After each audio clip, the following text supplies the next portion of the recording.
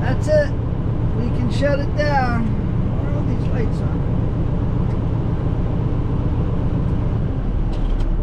It's almost 2:30 on a Tuesday. We started at 3:30 this morning. So I've had enough. 2:32. Get everything packed up, get out of here. But we came in at 3:30 and did a run out to the grocery store distribution, then a run out to the Shep Pallet Company, and then the rest of the day was spent bringing empties in from the Inter Island Shipping Terminal, taking fulls back, and then we took a Marine Hardware and a big box. And I think we did a total of 10. 1, 2, 3, 4, 5, 6, 7, 8, 9. 10 movements. We drove 110 miles. 11-hour day.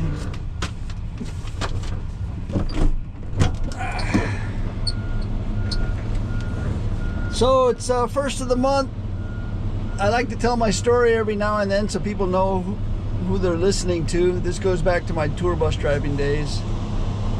I found that when I was driving tour buses, people enjoyed hearing your story. They kind of wanted to know who they were listening to when they went on the tour around the island.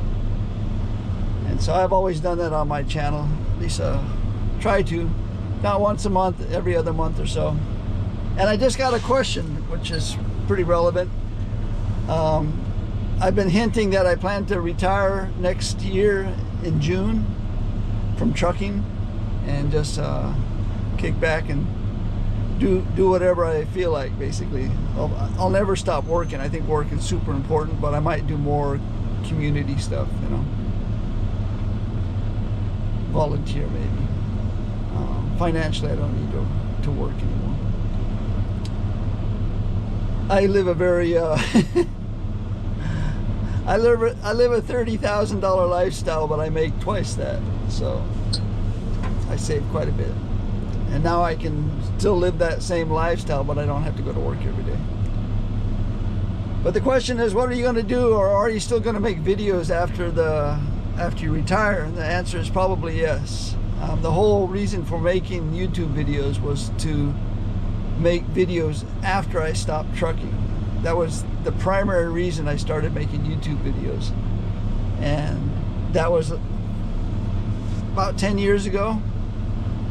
And I just wanted to make YouTube videos because I figured I was going to be retiring and doing a lot of traveling, and I wanted to document it. So I wanted to learn how to make YouTube videos so I could share it with family and friends. That's how it all got started.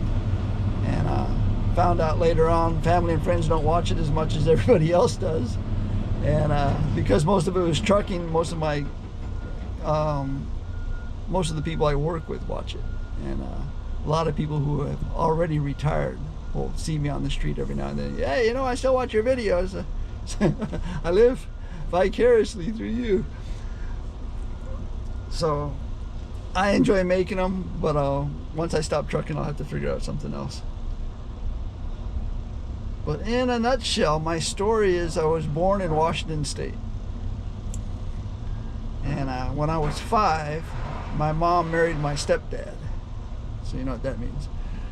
And the family, me and my brother, I have a younger brother who's passed away already, but me and my brother and my mom and my stepdad, we moved to the Caribbean, to the U.S. Virgin Islands. We lived in St. Thomas for about 7 years. So that's where I grew up. Then we moved over to St. John, which is the smallest of the 3 islands that make up the U.S. Virgin Islands. And we lived on St. John for about 8 years. And so most of my thinking and my way of viewing the world is, I call it a West Indian view.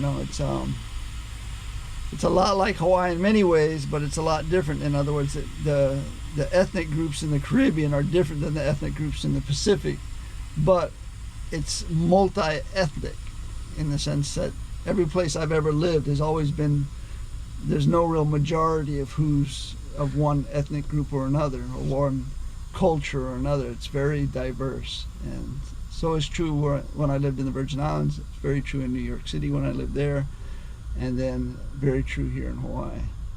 But most of my views and my upbringing was West Indian based, hardworking,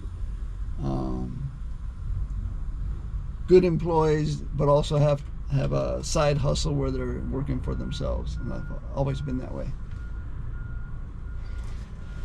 But when I graduated from high school, I was attending the College of the Virgin Islands, which is now a university, and I was studying construction technology, and I was working nights at a hotel as a waiter.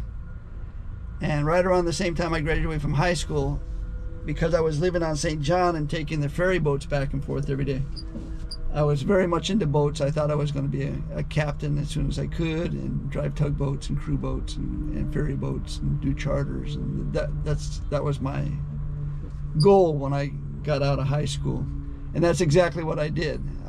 I was one of the youngest captains to ever get a 100-ton master's license, which was just 100-ton, 100-passenger captain's license. I think it was 18 when I got that. And I held that license for about 10 years. And I ran boats for about, so graduated in 87, got that in 78. So yeah, I got that in 78, and I used that license at least 5, maybe 7 years. Yeah. And I did all kinds of stuff. I was young and dumb and willing to work for nothing. And so I did all kinds of crazy stuff. And life was a lot different back then. There was no cell phone, there was no internet. I mean, there weren't even video games. The biggest video game that was around was Pong, the 2 tennis balls. That was it. When I graduated from high school, that was it. And then shortly after that, they came out with, Space Invader and Q*bert and, Pac-Man and stuff like that. But that was the rage when I was graduating from high school, was Pong.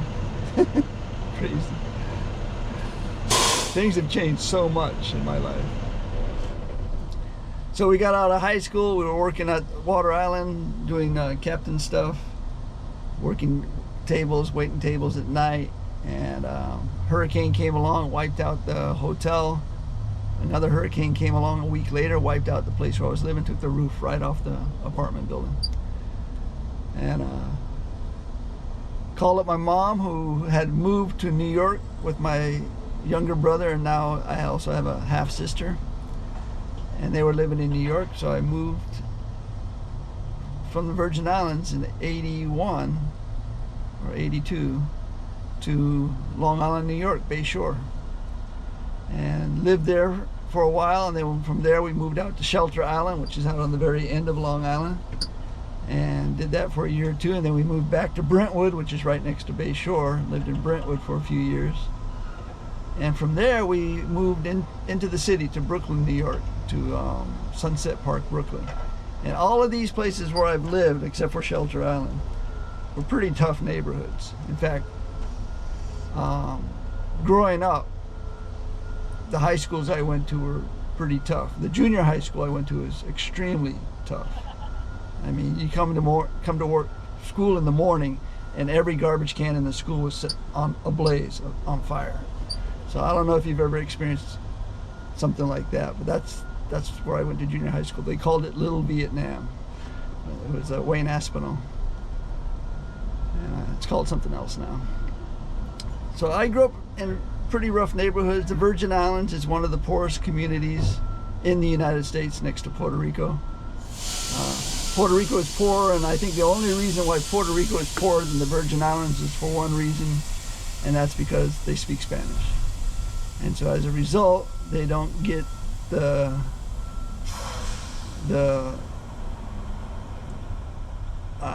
government help maybe that the Virgin Islands got, and it wasn't a big difference, trust me. But I think that's the only reason people didn't get ahead as well in Puerto Rico as they did in the Virgin Islands, even though they were both U.S. territories, is because Puerto Rico was Spanish and the U.S. Virgin Islands, they spoke English. And I think to this day, this is just my feeling, if Puerto Ricans spoke English, they would be the 51st state. They'd already be a state. But because of the language barrier, it alienates them, I think. That's just my opinion, but most people don't believe. I think I know what I'm talking about, but that's, having grown up there, that's what I think. So anyway, I'm living in the mainland now, and I don't know what to do. I waited tables, and there's no place to wait tables. I looked around a little bit. My mom got me a job being a handyman in the adult home that she worked at, and that got a few bucks. And then a friend of hers would race cars on the weekends, and I became friends with them, and through him I found a truck driving job for an insulation company. And so I'm 22 years old, and start driving insulation in the tri-state area, just delivering insulation to job sites. So I know that tri-state area pretty well, even though I haven't been there in a while, simply because I've delivered to all these construction sites for, about 5 years. So we did that. Then I got tired of the itch from insulation, and so I went over to Flower Time, which is a big nursery, and drove nursery stuff, fertilizer and pots and plants and that kind of stuff. Did that for a few years. Same thing, tri-state area, all the different stores. That was a little bit easier because it wasn't construction sites, it's established stores. You were always going to the same place. And I got tired of the whole trucking thing, and I was making a delivery, and I came across a bicycle messenger in New York City, and oh, I know what it was. I had this side hustle where I was using my own van to do courier work, and so on my days off, I do fill up the van with this. It's kind of like Amazon is today, but you go to all these places, you pick up the stuff, and then you take it to into the city, and you get a percentage. I think the name of the company was called QuickTime. And I did that, and while I was doing that, I found out that the bicycle couriers inside Manhattan were making the same amount of money I was making driving my van. And he told me, yeah, you just pick up packages from the advertisers and you take it over to the modeling agency. It says, they pay you $7. You do that 20 times a day, and you make $100. $100. You remember, this is back in the age of, I think I was making $4.40 driving trucks for the Flower Time. The highest paid driver in the company at the time was making $5.25. And so when I found out I could do 20 deliveries on a bicycle and make $100, that became my next job. So at this time I was living in Brooklyn, so I would take the subway into Manhattan, grab my bicycle from the messenger company, and at this time, no cell phones yet, we had beepers. And so they'd beep you, and then you'd call them on and then tell you where to go get the pickup. And then you call them back. When you made the pickup, you'd borrow the phone, tell them you're making the pickup. When you get to the delivery, you borrow the phone, tell them you made the delivery. And at that time, they'd give you another delivery. And the trick was to do 20 runs a day. I knew I could make $100 a day. And so that's what I was doing. And winter comes along, and I hate the winter because I grew up in the heat like this. It's 100 degrees in this truck right now because I don't have the AC on, and I'm comfortable. Sweating, but I'm comfortable. And So I call up a friend that I went to high school with, and he's here in Hawaii. He says, you know, if you don't like the winter, why don't you just come out here to Hawaii and hang out here? And so that's what I did. I came out in '83. I spent 3 months in Waikiki, lived in Waikiki at the time. Came back in '85 and spent 6 months. Came back in '86, spent like a couple months. And then finally in '87, because I already knew in '85 I was going to move here, but I just came here because I hated the winter, '86 to get away from the cold. But finally in '87, I moved to Hawaii, $700 in my pocket. And that's how I got to Hawaii. Running from the bad weather in New York. $700. I started off as a cashier at the Ala Moana Shopping Center at Sears, 1 hour photo. And I have been with that operation to this day. My best friend, whose couch I slept on, he was a manager there. He ended up buying the business, and the business went out of business, and he became a wedding photographer. But during that whole time, we were doing sports photography on the weekend, a little side hustle. To this day, almost 30 years later, we're still doing that side hustle of sports photography on the weekends. And so, lady comes in with pictures of bus accidents, and I ask her about the tour bus business and how hard it is to be a bus driver. And she goes, well, you know how to drive? I said, well, I drove trucks in New York. And she said, I promise you, if you come down on Monday, and this was on a Friday, you come down on Monday, we'll train you after work, 5 to 7, let's say, for a week. After that week of training, you'll be a tour bus driver. And that's exactly what happened. Drove tour buses for 10 years for Trans-Hawaiian, and I really enjoyed it. I enjoy hanging out with the tourists. Tour industry goes up and down. So first Gulf War comes along, and I give up on tourism. I walk across the street to a garbage company. And garbage is one of those recession-proof industries. Don't care what's happening, garbage truck drivers have jobs. Drove garbage trucks for 7 years. Body was getting beat up, so I was looking for something easier, and that's how I found my way to freight. That happened 23 years ago, 22 years ago. So that's what we've been doing for the last 22 years. So that's basically my story. That's how we got here. But we're going to shut it down here and get on home. We're going to have the shrimp tonight.